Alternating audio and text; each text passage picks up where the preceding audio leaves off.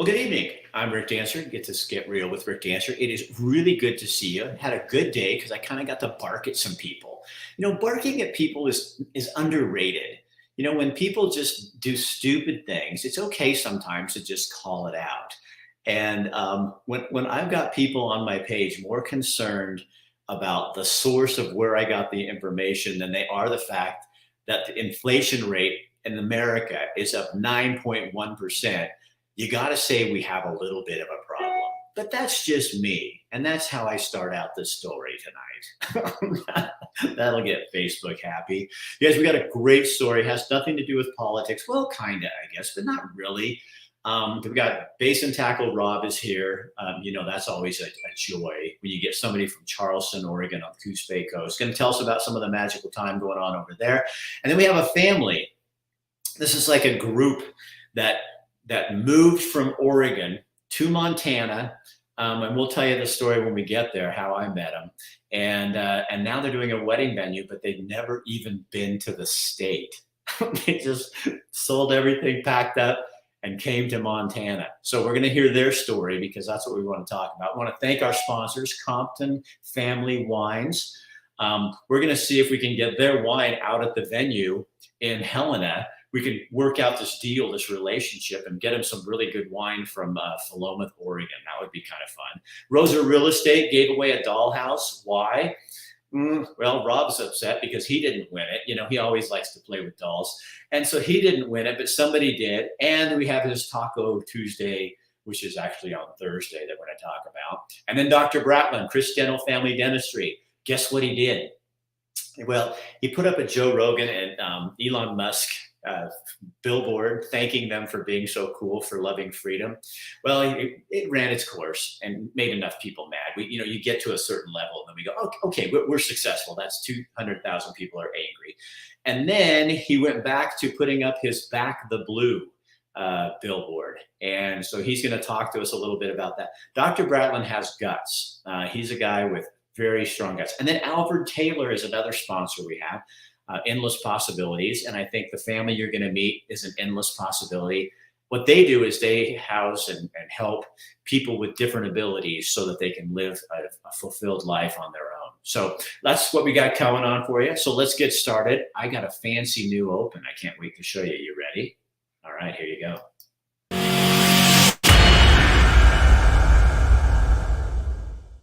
I know it goes fast, but you know what? That's the internet. You guys don't like things that take a long time.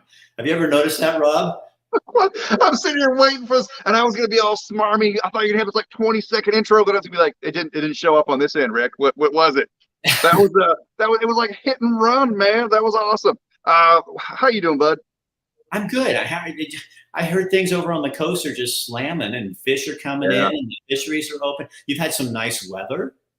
Yeah, we have. Our 8.5 months of winter is finally over. And I say that somewhat facetiously, but there's a grain of truth to it as well. Very wet spring. Now, that's kind of good. It's just really good because it means there's not a lot of forest fires that we typically see this time of year. The past several years, tons of fires inland. Here's kind of the crazy thing. With economics and whatnot, if somebody suffers, somebody always gains. If there's a foreclosure, somebody wins on it. Well, when there's fires, this is horrible to even say, and we don't ever wish this, but when there's big fires in the valley, inland, Northern California, we actually see huge upticks in tourists and people coming to our area because they're escaping the smoke, they're escaping the heat, they're escaping that. So we're not seeing that mad fire rush that we typically see this time of year, which we're for, but next year it'll be different. You just never know. But are you guys getting some hot weather? Because that used to always bring people, when I worked in Coos Bay, you'd get the 90-degree days, people would head over to the coast. Like 70 degrees in Charleston is a rare thing. When I first moved here from Texas, and we hit like 70 degrees, I had been here a few months, and someone came in, they're like, man, I can't take this heat. I'm going home. Like, yeah, right? Yeah, and he left. Like, weird. Okay. And then other people started coming in like, oh man, I can't take this heat. Like, yeah, right. What do you mean? You serious? You serious? Yeah. And it turns out 70 degrees here is very warm, but 70 degrees here is different than 70 degrees in the South. And I can't explain it. My little ones and I were out the other day. It was 90, 92. We were floating the river. We were boating the river, catching fish, having all kinds of fun swimming. And that 90 felt like 120. the heat presents differently. It's not just an acclimation thing, but it's different. I used to come here from the desert. I'd crab off the docks for a couple days, and I'd go home with more of a tan than I left the desert with. I don't. Do you want to see? I can show you. Right? I'm kidding. I'm not going to do that to you people. Well, I guess we're not a fan of the show. But I don't. I mean, you save that for your wife. I mean, really, you have to save something, right? Maybe we'll get rid of some of your viewers. I'm sorry. Okay, but no, it's an amazing, wonderful time of year right now. It's warm, it's sunny. Like I say, there's salmon going on. There's tuna starting to happen a little bit. A lot of fish inside the bay. Crabbing's been good. It is a sportsman's paradise. The entire coast of Oregon is a sportsman's paradise, particularly the south coast. You know, it doesn't get as much pressure. We have some uniqueness to it that really makes it convenient for fish to be where we want them to be, and we get out and we do it. Lots of halibut caught this year. Again, just a wonderful, amazing time of year. This is like Christmas time for the outdoors people. So Rob, if you ever catch too many fish, because I know you catch a lot of fish, you know, freeze it and ship it to me. You pay, you know, because I'm so kind and nice to you and everything, and I'd be more than happy to take it off your hands. You know, I mentioned this once before. If you ever have people going through, and I say this sincerely, going through around here and heading to you, have them get in touch with me. You get in touch with me, and we'll get you an ice chest full of fresh fish.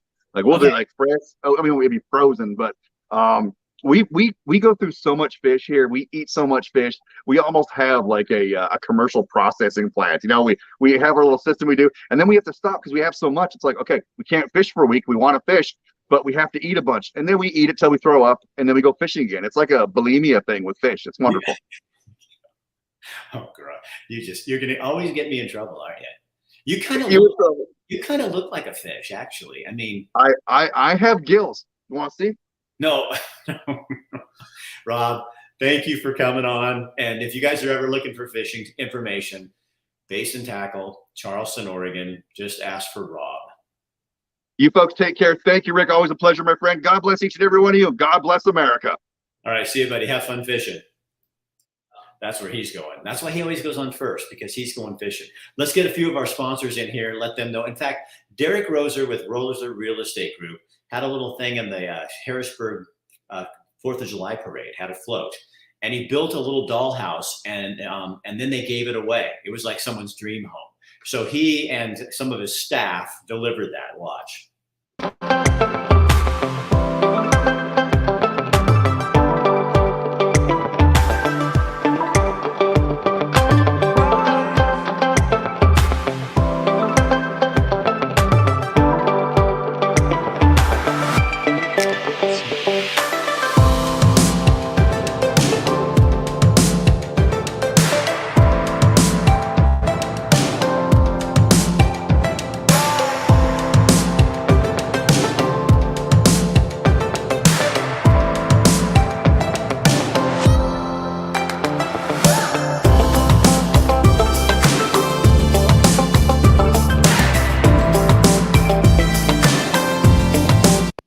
That is so cool.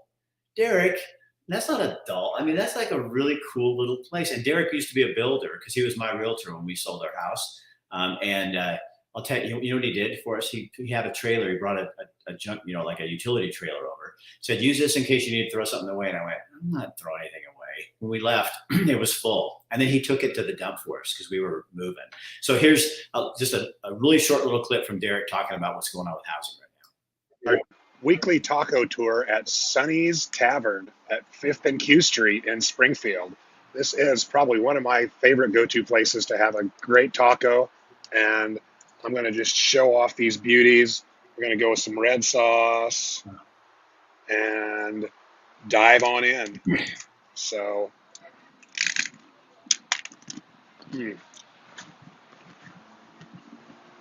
cheers.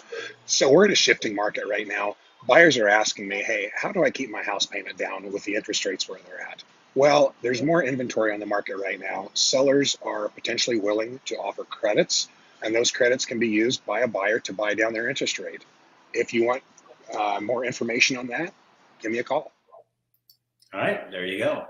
So let's bring on our guest tonight. I know not like Rob was not a guest, but Rob's usual. Well, hello, you guys. This is Tony and Joseph. Obviously, Joseph is the one with the beard. Yeah. Tony can be either one, but I don't know a lot of girls named Joseph. So you guys are from where? Springfield. Springfield, Oregon. Springfield, Oregon. And then, so tell people what happened. When was this? Because here's the quick story is, I'm at Costco. I just written a blog about not knowing anybody here and nobody ever recognizes me, which was kind of interesting and fun. And I go to Costco the next day and a truck pulls up and this girl sticks her head out the window and screams, "Oh my God, it's Rick Dancer." And so we talked for like 45 minutes and she told me the story of their family, and this is the family. So you guys kind of explain what happened. Oh, It was August. it was September, actually. We, I think everything just was happening, you know, COVID. Seems like crime was up.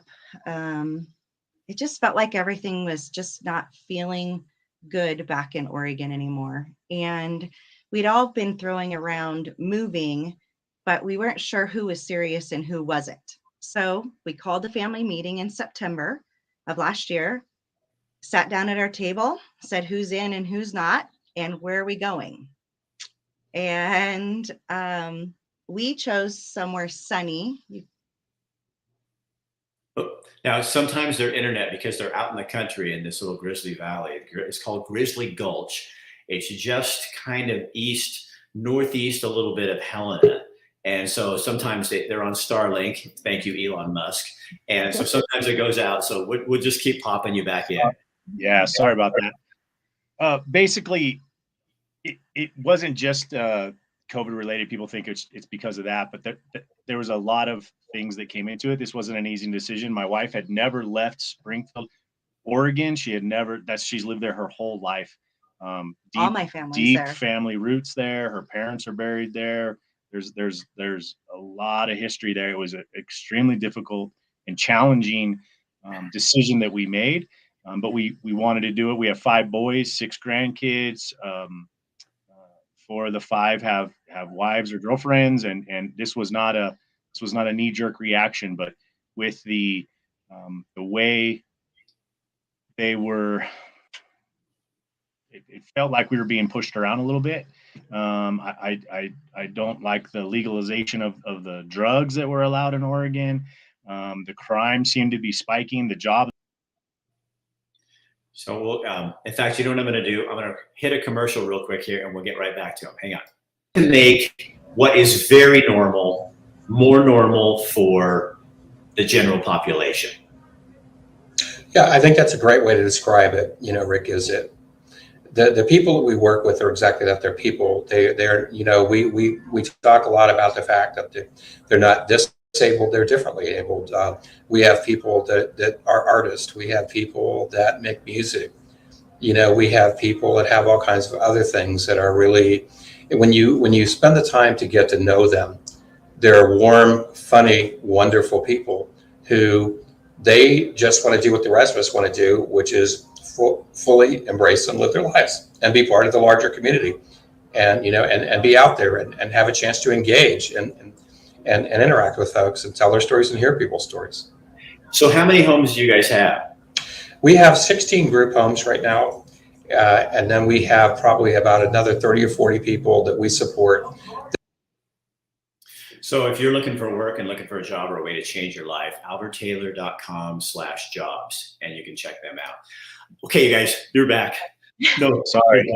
So was Oregon, was it the control thing? I mean, for my wife and me, it felt like Oregon was always like a real free place. And it felt like we didn't fit anymore. And Yes, I exactly.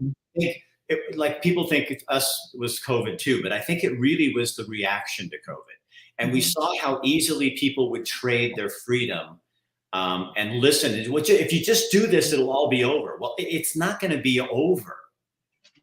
Right. Exactly. We didn't, again, with a knee-jerk reaction, and wherever you stand with the vaccine or not have the vaccine, it was difficult to have a conversation with a neighbor about that.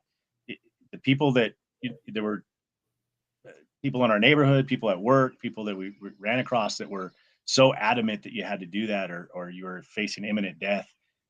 They just couldn't see that maybe there was another viewpoint or another feeling or another belief. And again, it wasn't about that, but two of our boys worked at mills that had over 100 employees. And when they started talking about mandating vaccines at a certain employee number, or they would be let go.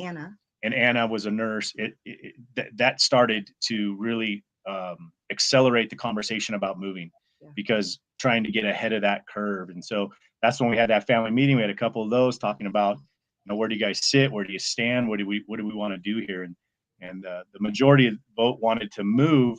And so we were going to go, together. We want to go as a family, and we're, we don't, two of my boys are still in Oregon, and we're, they'll be here soon, but that was hard to leave that and to leave our family, but some of our family behind and start trekking this way. We had never been to Montana before. It was the first time in this state. So it was not an easy decision. It was, we guided by faith and guided by family and friends, and just hard work, and we're just trying to make a go of it here. Honestly, it was God. It was just God. I don't know how else to explain why we're here. Why are we on this property? Like, sometimes it's surreal that we're here. So how did you know Helena? That's where you wanted to be. Okay. So that's, we wanted to go someplace warm, and most of the boys were trying to pick someplace where they could go hunt and fishing in the outdoors. So with that, we said, okay, well, how about Idaho? We started talking to Idaho, and then we started working our way east a little bit more to Montana. And then we said, well, you got to pick a place. We started looking at snow accumulation, and Helena was supposed to be a little less, one of the lower accumulator. I don't even know if I said accumulating snow levels for the state was one of the lower ones. So that's how we ended up in Helena. Yeah. And then finding this venue, finding this place to live was that was God lining us up. We have a good relationship with the previous owners.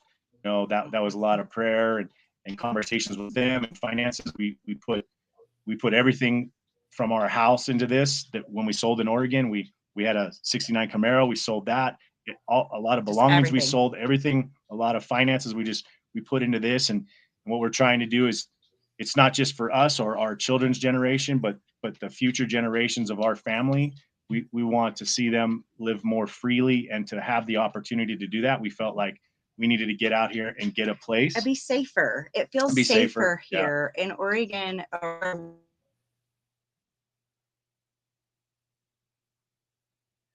Okay, you froze up a little bit, you guys.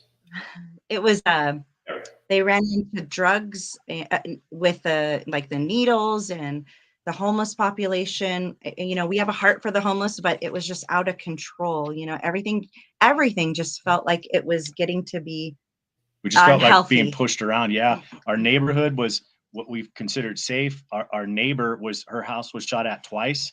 We have ring cameras all around our house in Oregon. And I can tell you, things got stolen out of my cars, off my porch. Somebody tried to take the ring camera off my house, and calling the police. Unfortunately, most of the time, nothing was done. And so when I raised my boys in Oregon, or we raised our boys in Oregon, there was no real fear. There was no hyper sensitivity to, can my boys ride their bikes in the street without me watching over them like a hawk?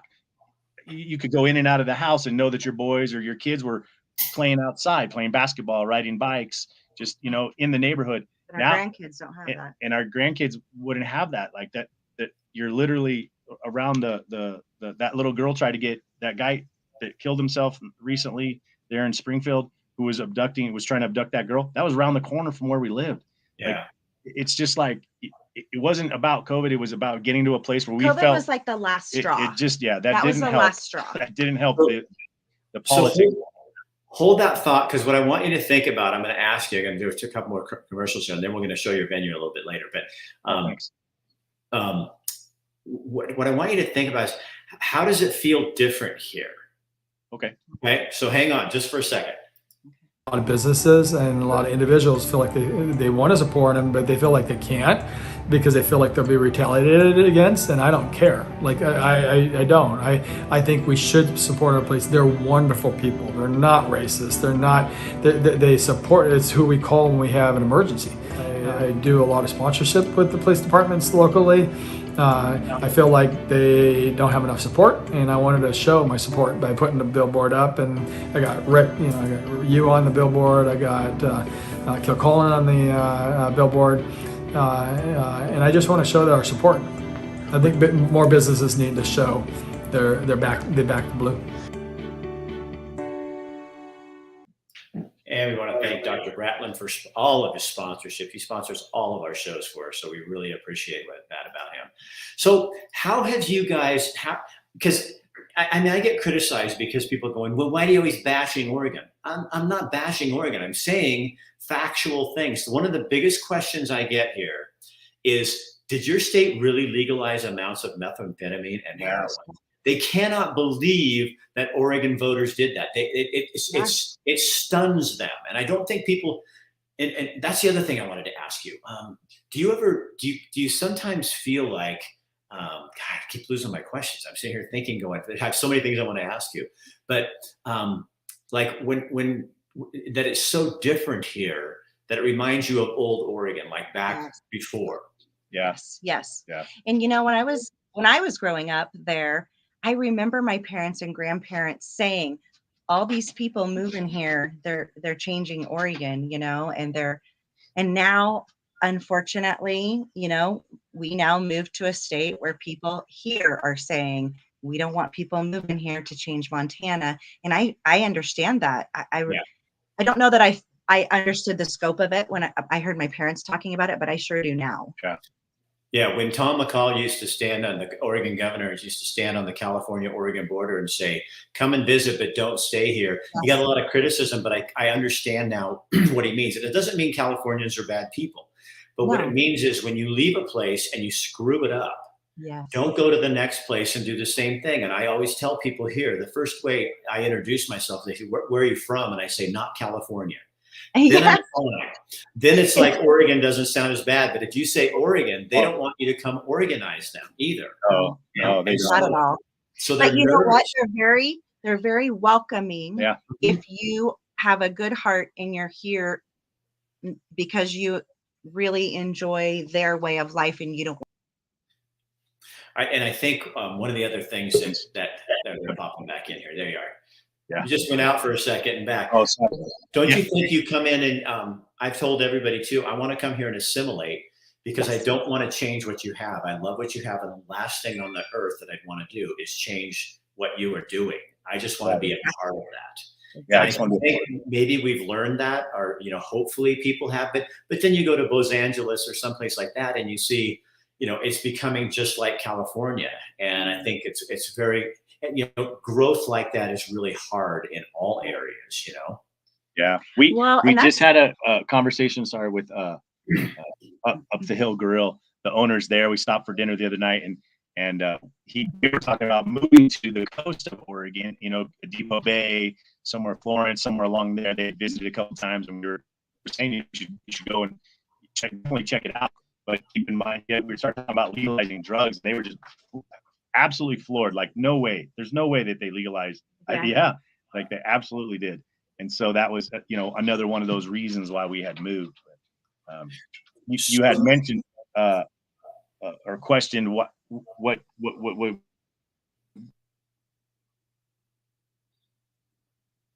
they'll come back.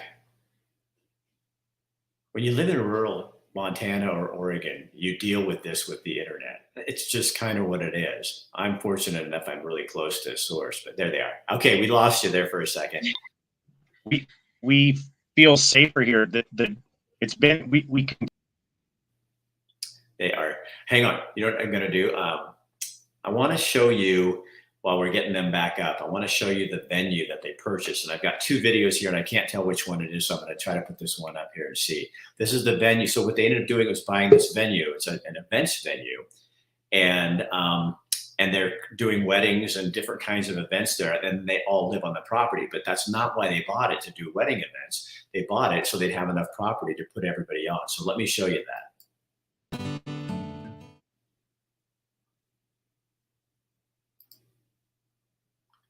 Let me see if I got We're on our.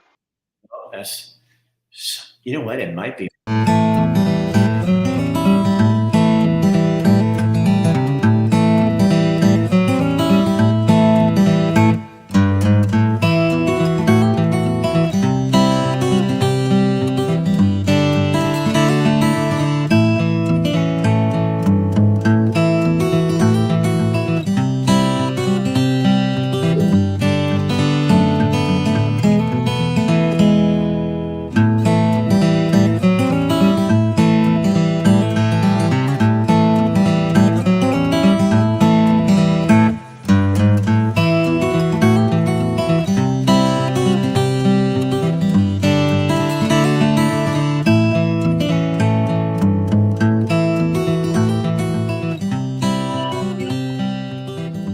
You guys, that is such a beautiful place. Thank you. It is. It is. And We're so up in the mountains a little. Yeah.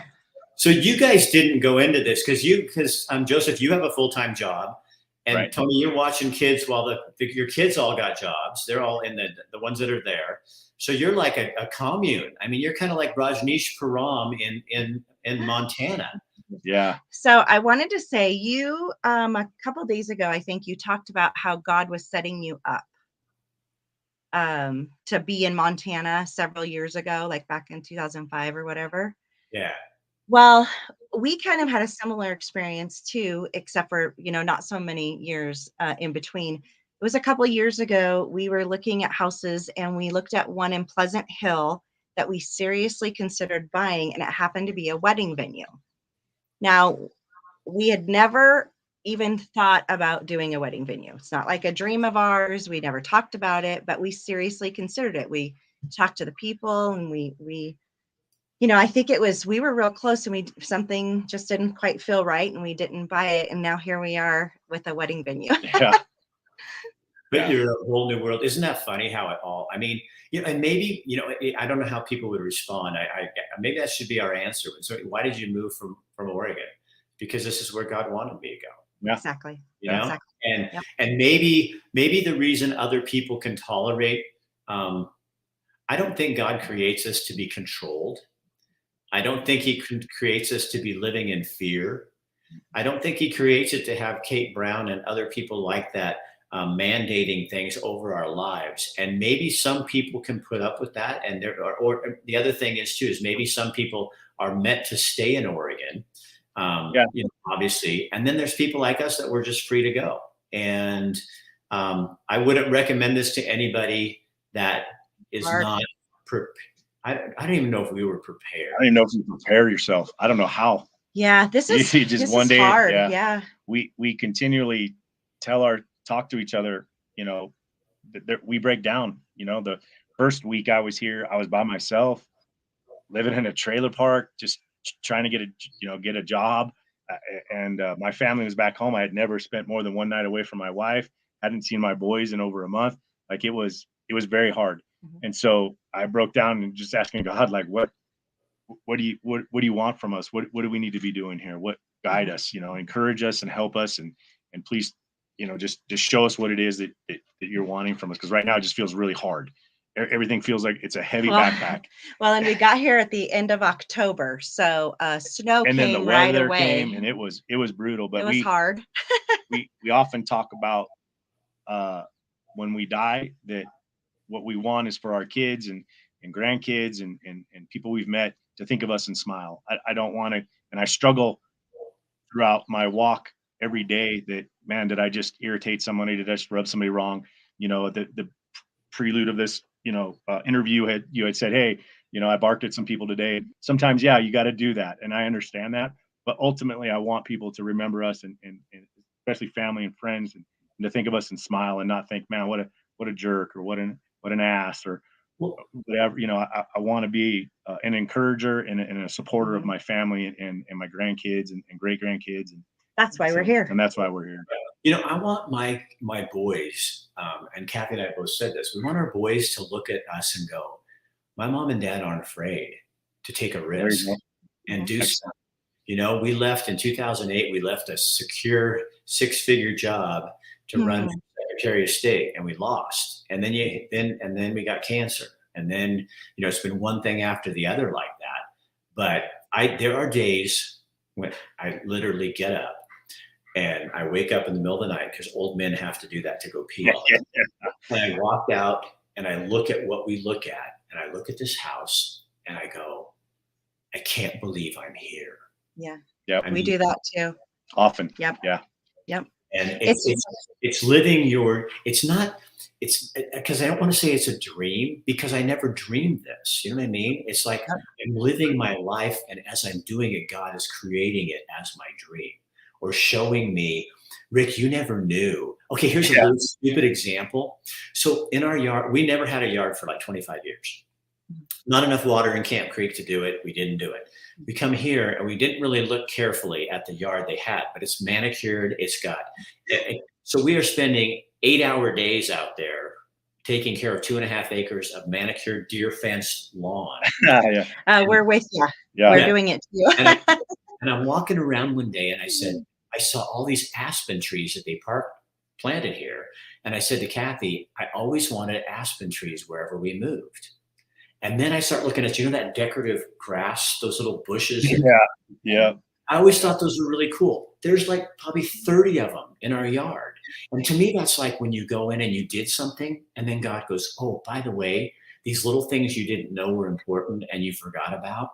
It's like a kiss, or a little bit of like a sprinkle on the frosting of the cake going, I didn't have to do this, but I did that for you. And you know what I mean? And I think when you do hard things, you see what you're made of. And, and I think, I just really respect you guys and what you're doing. And Thank you.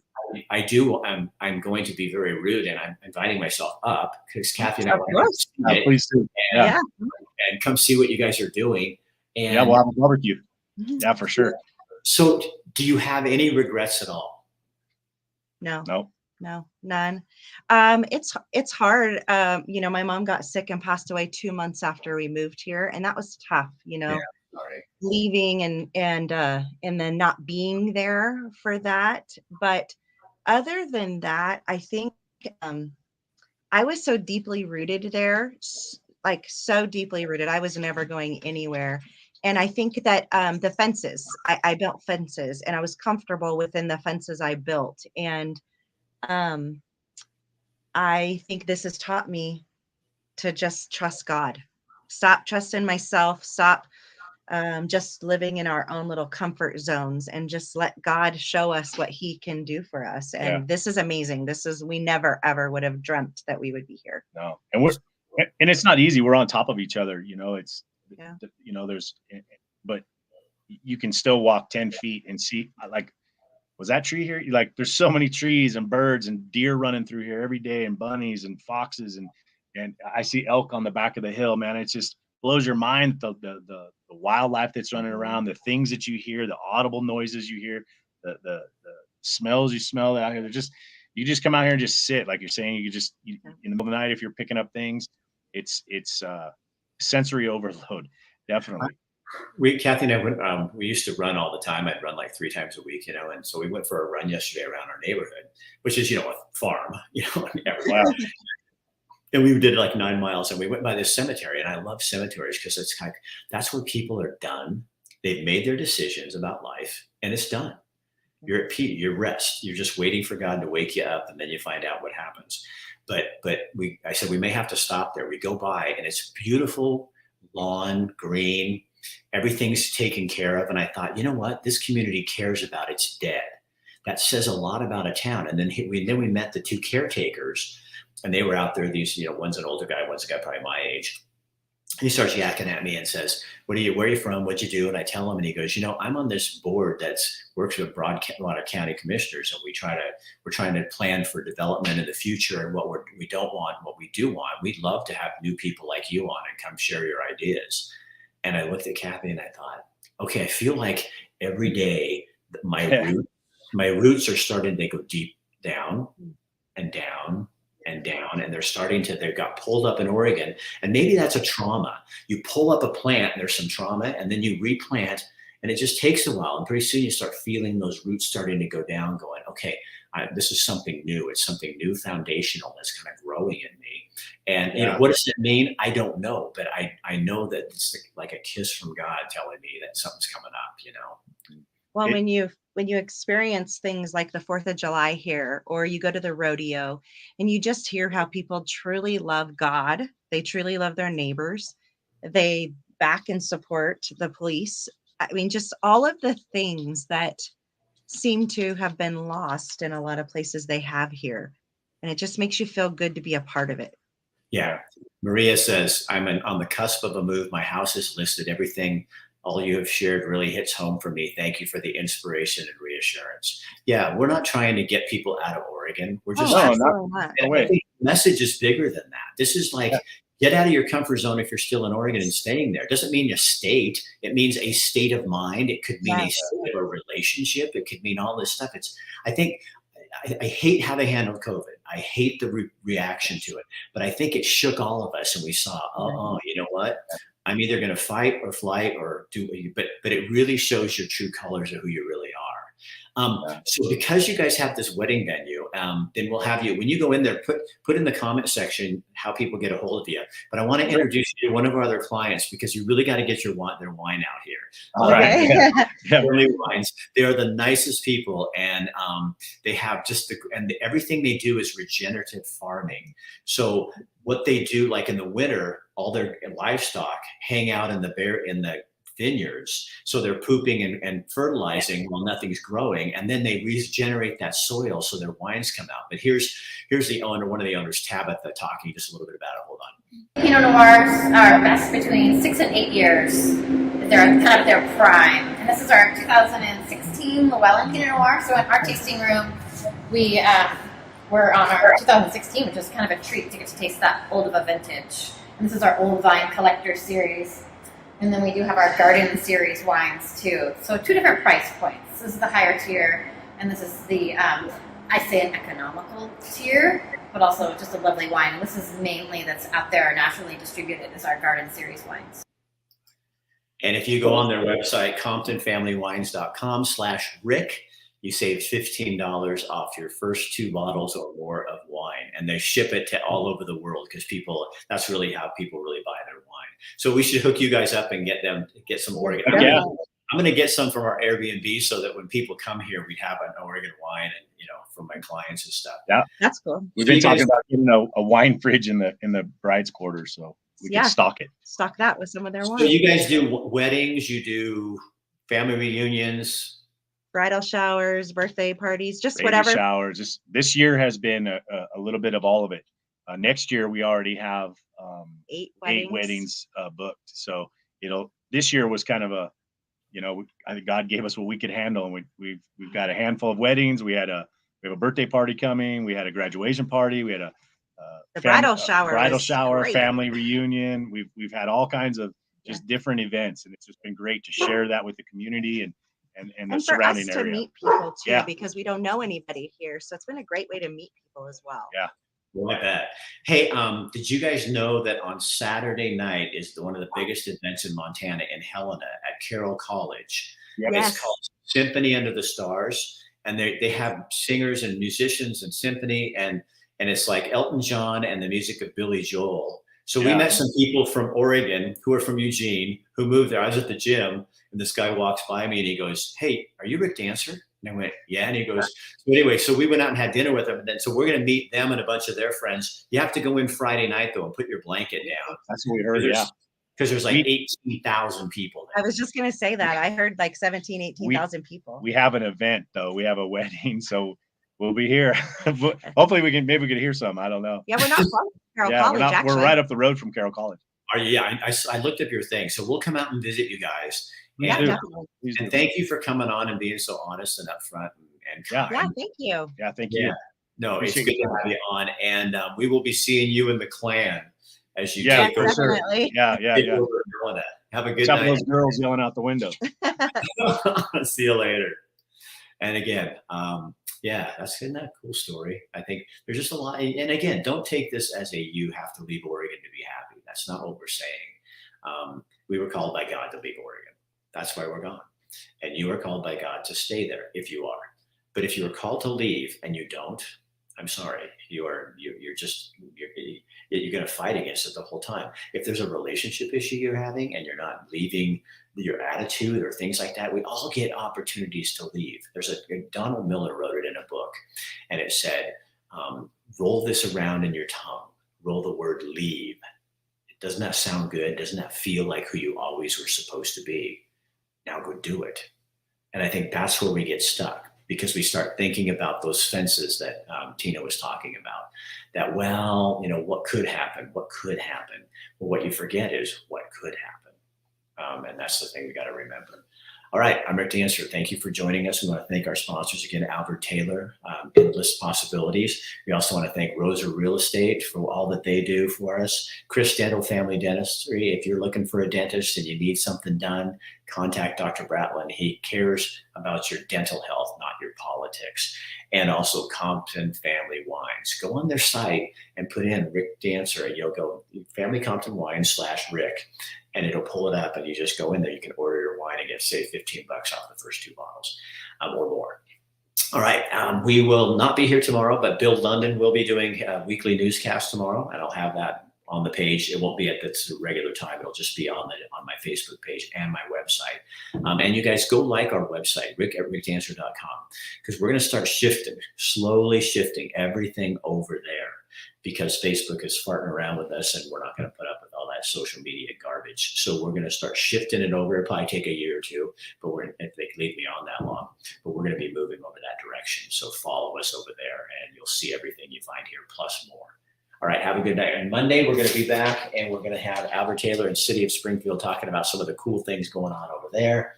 Elements Health Club and Matt McCarl. That Oregon 22 is going on, so we're going to have a live on that on Tuesday. And then Compton Family Wines will be here on Wednesday. And then I've got a guy in Oregon who owns a timber company, and when the big fires hit last year, they salvaged a bunch of their wood, and you can't believe what they've done with it. So we're going to talk about regenerating forests and taking care of our lumber and stopping this ridiculousness of not cutting timber. All right, have a good night, and I will see you on Monday. Share this on your page too, you guys. That really helps us in the long run. All right, have a good night. See ya. Bye.